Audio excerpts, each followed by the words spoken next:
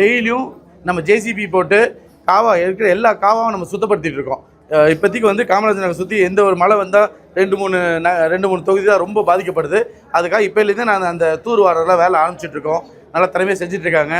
அதே மாதிரி நீங்கள்லாம் கூட இருந்து நல்லா நம்ம இந்த கட்சியை வளர்ப்போம். இது வந்து பதவியோ பொறுப்போ இது மட்டும் எதிர்பார்த்து வராமல் மக்களுக்கு நல்லா செய்யணுங்கிறது வரணும். நம்ம டிசோல்ஸ் தோழர் சொன்ன மாதிரி நம்ம இன்றைக்கி செய்யக்கூடிய வேலை நம்ம இன்றைக்கி அதை அனுபவிக்க முடியாது. நம்ம அடுத்த தலைமுறை தான் அதை அனுபவிக்கணும். நம்ம ஒரு நோக்கமும் தொலைநோக்கு பார்வையோட அடுத்த சந்ததிகள் எப்படி நிம்மதியாக நல்ல குடிநீர், நல்ல படிப்பு, நல்ல ஒரு வேலைவாய்ப்பு, நல்ல சுற்றுச்சூழல், சுகாதாரம் அந்த மாதிரி வாழணுங்கிற ஒரு நல்ல நோக்கத்தில் தான் நம்ம இன்றைக்கி அரசியல் வரணுமே தவிர நம்ம இன்றைக்கி வந்து என்ன சாதிக்க போகிறோங்கிறது ரொம்ப முக்கியம் இல்லை. நம்ம அடுத்த சங்கதிக்கு நல்லதாக ஒரு வழிவகுத்து கொடுக்கணுங்கிறது தான் என்னோடய நோக்கம். அதை கண்டிப்பாக நம்ம நிறைவேற்றுறோம். திரு டிசோஸ் அவர்கள் வந்து எங்களோட தொழிலாளர்களோட அணி, அந்த அணிக்கு வந்து செயலாளராக நாங்கள் நியமிச்சிருக்கோம். இவரோட இப்போவே அவரோட திறமையை காட்டிகிட்டு இருக்காங்க.